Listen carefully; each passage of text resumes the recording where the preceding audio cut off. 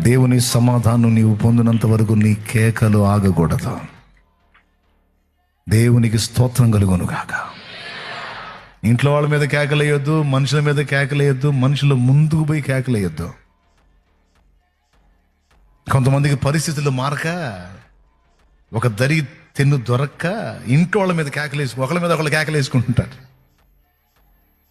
ఈ కేకలు వేస్ట్.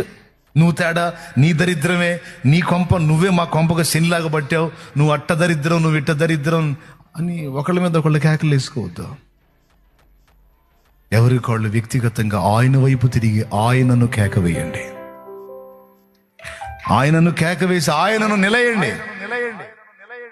ఆయన ఆపటం చేయండి.